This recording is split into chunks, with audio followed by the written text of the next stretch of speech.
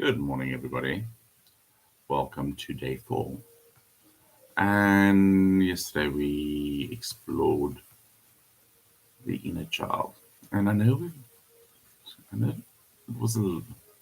not a very in-depth investigating into the inner child. And if you need to, please continue exploring that more and more because there's lots of healing that can be gotten out of exploring your inner child and finding out where our wounds are and what our wounds how our wounds have impacted us and how to actually transition. And every time you do it, you can actually use that meditation that I've sent because it really helps in recapitulating our younger self with our older self. And remember, you can do it at every age because we are all ages right now. What I want to do today is actually look at gender and actually for the next 2 days. So today we'll deal with masculine and more as it relates to both the wounded and the awakened masculine. But before we go any further, I just wanted to remember there were a couple of questions we needed to answer in the last section. So from your inner child, from that age group, what did abundance mean to you? What did you experience in terms of wealth, joy, love, and spirituality? All these experiences still present. I'm sorry. How do you show up in your life? Or how do they show up in your life? If not, what has changed? How did your abundance transform over time? What happened so you formed your beliefs on wealth and abundance? Growing up, what messages did you receive from your parents, siblings, teachers, mentors, and members of your community about these qualities? And how have these views been incorporated into your greater worldview? What daily affirmations can you practice? What activities can you engage in? What type of company do you need to keep? And how can you become more receptive to experiencing wealth, happiness, love, and spirituality in your life? Sorry about that. So today we're going to go into the divine masculine, and it's it's an interesting concept. And when we speak about it, we normally speak about the wounded masculine and the awakened masculine. And for the longest time, I've always looked at it as a right and a wrong way. But what I hope that you get through this, that there's no right way of being, a wrong way of being. We're all perfect in exactly the way we are. Okay? So when we look at this complex and confusing topic, I think what we need to do is actually define the attributes that we normally associate with the wounded masculine. And the wounded masculine comes from how we've actually created, from a societal perspective, how males should be and think and behave, or our masculine self and needs to behave and think. Okay, and this masculine self exists within both women and men. Okay, so and the easiest way to do it is look at the attributes associated with the wounded masculine. And when you think about the wounded masculine, the most important one is normally the thinking that vulnerability is weakness.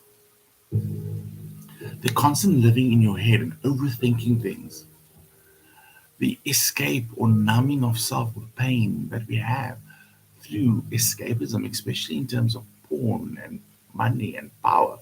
And sometimes I think we can even see it in terms of social media as well. And any form of numbing, there's a whole lot of other forms of numbing that happens where we don't need to necessarily deal with our emotions and feelings. And the need to control, we seek to control and dominate others, because only the one in control can actually be is the one in charge and the one that's powerful. I mean, forcing and manipulating your way through life, the process of repressing anger and trauma, always looking for the next best thing. Okay, the next best relationship. I'm gonna miss out. The next best job, the next best, and never really completing what we've done. And then this justification of anger. It's interesting. I've been going to schools with young people and I've seen so much anger. And everybody needed to beat everybody up and forcing our way through it. And I can see it in our youth at the moment. That wounded masculine is alive. And well, so after that, now let's look at the attributes of the awakened masculine. And the awakened masculine sees vulnerability as strength. And there's a balance with the mind and the heart. And there's like the embodiment of feelings, seeks to understand self and others, is strong but gentle, honors masculine and feminine energies, and takes ownership of action. And it's like interesting. It's like when I read these things and I think about something one of my coaches said is that as a guy, when I actually embrace this vulnerability, my girlfriend sees me as weak. And she sees me as this person that doesn't have courage or doesn't honor myself. Tell me what I need to do.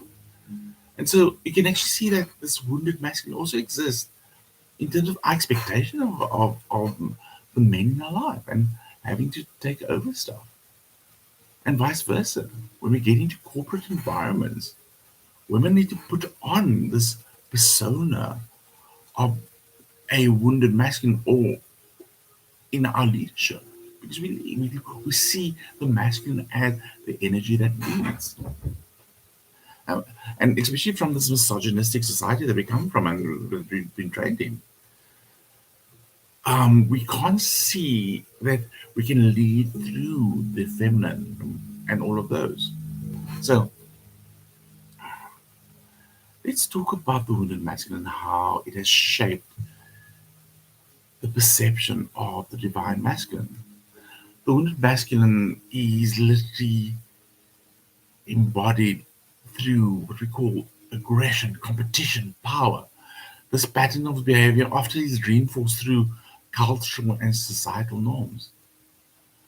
This manifestation of the divine has created almost like a lack of abundance in our society due to this destructive, toxic traits that these behavior lead to. Because you need to dominate, you need to take over, you need to control. And only one can lead and only one can get. And it's only so much. And as a result of this, there is now an increasing need to transform and heal the wounded masculine and create more equality and collaboration and abundance. And it's this whole if you want to go fast, go alone. If you want to go far, take take take your people with you. Go with the group. So emerging from the wounded masculine is the awakened masculine. And one way of contributing to this transformation, the awakened masculine is focused on creating more balance and harmony in relation between humans, as well as from a spiritual perspective in our relationship with the divine. And it encourages more compassionate and empathetic approach to life. And it in fact emphasizes the importance of self-awareness and understanding. This form of masculinity is associated with the ability to assess and use intuition to manifest abundance in life. To foster abundance, both the wounded and the awakened masculine must be embraced. This begins by recognizing what the wounded masculine has to offer in allowing its space to heal. By honoring and understanding and accepting the wounded masculine, we can start to shift our perspective of the divine masculine and begin to integrate the awakened masculine into our daily lives. An important part of this healing is understanding the innate wisdom that lies within the masculine. This wisdom is often hidden beneath layers of societal conditioning and trauma. By taking time to listen and explore the depths of the wounds, we can gain insight into the power and the magic that lies within the sacred masculine. This will not only help you to heal the wound, but also to manifest more abundance in your life. In addition to healing the wounded masculine, we must also learn to nurture and embrace the awakened masculine. And this is done by understanding the gifts and the potential that this form of masculinity offers. And remember, not everyone is going to like this form of masculinity, and you might actually even be judged for it. And we must also recognize that abundance is about more than just physical resources. You know, it's about joy. It's about the flow of energy. And all of this needs to be centered in an open heart and spirit.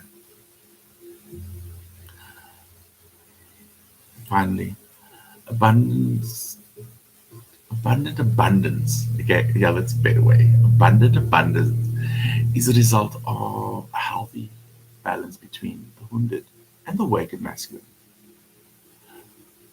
We are all part of a cycle. Both of them are part of a cycle. And the way we perceive each is an important part of manifesting greater abundance in our lives. By honoring and understanding and embracing both, we can create a more harmonious relationship with the divine masculine and experience greater wealth and prosperity in all aspects of life. A recent gender study has been exploring the concept of the wounded masculine in women. It's weird, eh? The wounded masculine in women, as it relates to gender expectation of society. It's been argued that women can also have a wounded masculine, just as men have a wounded feminine. That is, in order to fit into a societal mold of a woman, women are encouraged to accommodate a societal expectation of behavior and attitudes that are not always congruent with their desires. They must all often repress their own feelings, submerging them to fit into a society that values strict gender roles. The repression of women's desires and feelings to fit into gender molds put a strain on the ability to be authentic to themselves. This creates a lack in ability to trust and relate to these oppressive gender roles. This lack then leads to a belonging deficiency, a lack in our ability to feel like we truly belong and are accepted in society.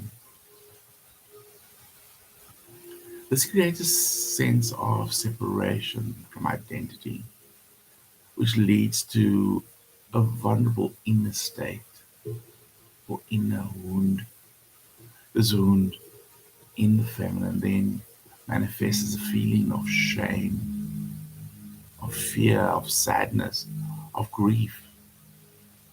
These in turn can manifest in a lack of authenticity, in one's feelings, leading to an inability to express one's truth, impacting the ability to connect with a sense of self, creating a sense of confusion and lack of trust in one's own feelings. Over time, this inner strain and lack of authenticity can really take its toll on one's ability to experience love, connection, and joy with oneself and in relationships with others. Guys, that seemed very gloomy and doomy. So the good news is that the wounding can be healed through an awareness of deep self-exploration.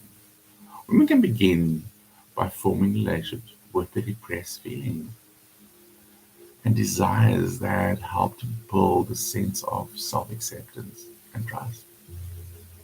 One can also begin to explore the roles and attitudes that have been imposed upon one and shift this focus to self expression.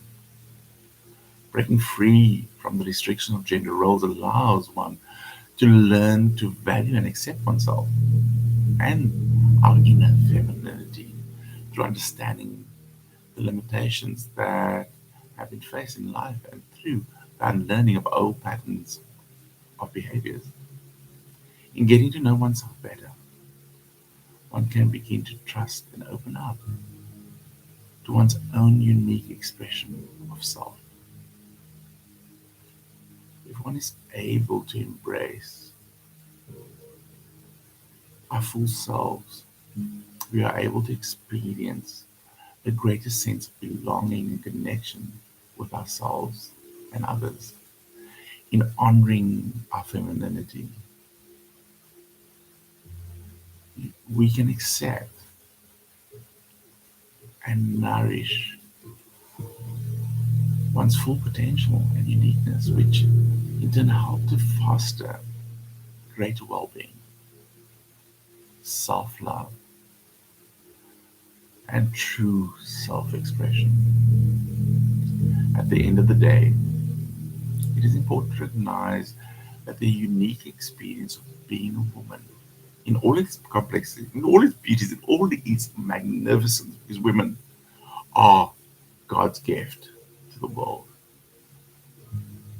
By recognizing and addressing the wounding in the feminine, one can embrace one's full self and create a life in alignment with one's true essence, allowing one to experience greater love, joy, and connection with oneself and the world around you. Now, for some work on the masculine within us all. So, the first question I want you to answer for yourself is, what messages or expectations did you grow up with about how a real man should act? How do these expectations affect the way you behave and think now? How has the idea of a real man restricted you in life? Are there any emotions that you were encouraged? Sorry, are there any emotions that you were discouraged from expressing, or any activities you were discouraged from engaging in that you now recognize as important in maintaining a healthy emotional life? How have these restrictions impacted your relationship with other people? Do you feel pressure to conform to traditional gender roles or live up to the expectation of others? How has your understanding of masculinity changed over time? Do you think traditional ideas of masculinity limit or hinder men in any way? The other one you can actually answer does. Do you think the traditional ideas of masculinity hinder or limit women in any way? If you could redefine what it means to be a man, what values or qualities would you include?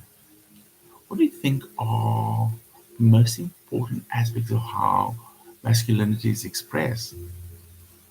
And how do you think the masculine definition has impacted your self development and your life choices? What do you think could be done to create a healthier version of masculinity? Remember, these are things that we need to look at, and sometimes it's not easy, but we don't start healing this within ourselves. What are we passing on to the next generation? Because we are the custodians of the next generation. We need to be passing these ideas and thought processes on.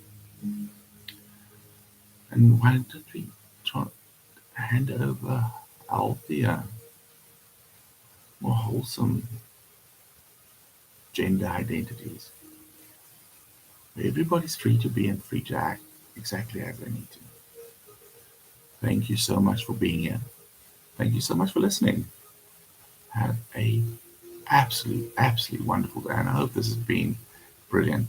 And don't forget, the other, I've sent you another link, and that will be a meditation to heal our masculine energy. Thank you. Goodbye.